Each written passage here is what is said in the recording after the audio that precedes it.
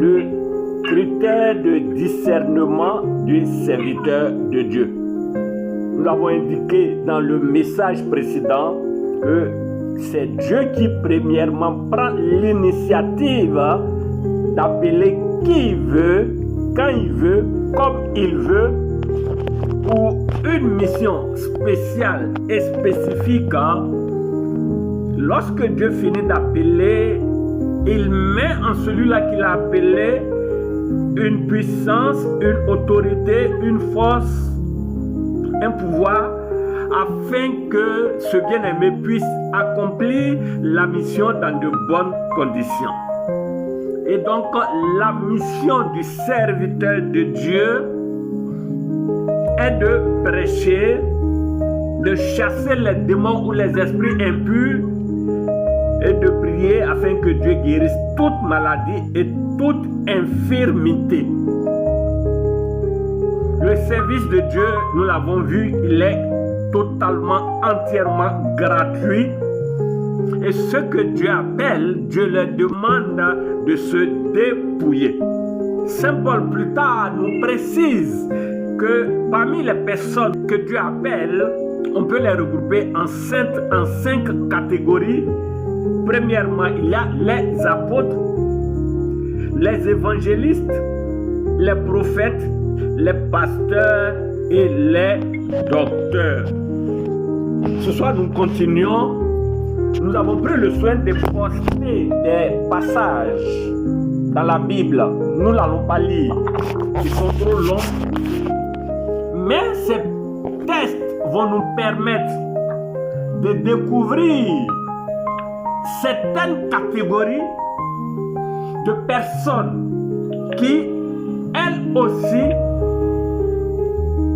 soit imitent les serviteurs de Dieu ou se détournent de la mission de servir Dieu.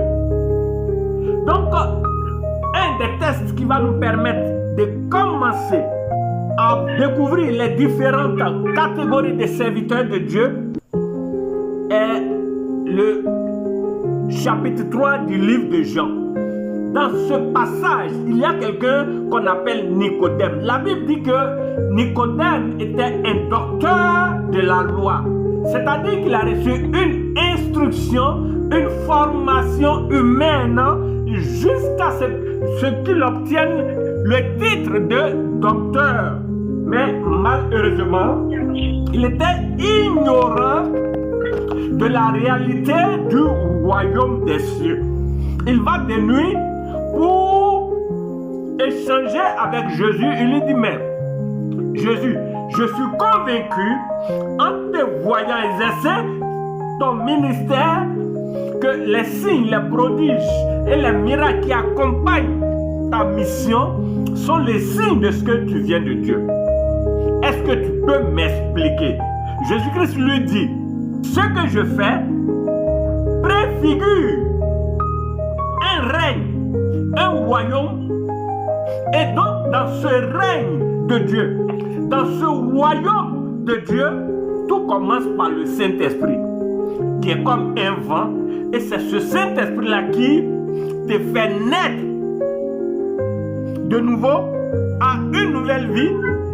Tu meurs à ta vie adamique et tu nais à ta vie nouvelle en Christ, et tu commences par cette vie nouvelle-là à véritablement expérimenter les réalités du royaume des cieux ou du règne de Dieu. Nicodème dit que lui, il ignore tout cela. Bien-aimé, il y a que, nous l'avons dit dans le précédent message, que l'instruction, la formation humaine n'est pas nécessaire ni utile dans le service de Dieu. L'on peut se former, mais cela c'est pour purement notre organisation ecclésiale, religieuse et humaine. Comment organiser, on va dire, le service de Dieu? Sinon, pour le service de Dieu, l'instruction humaine n'est même ni nécessaire ni utile. Voici la preuve de quelqu'un qui a reçu une formation humaine académique, mais qui ignore tout du royaume des cieux, de la réalité de la nouvelle naissance et qui ignorent même l'existence de l'Esprit Saint.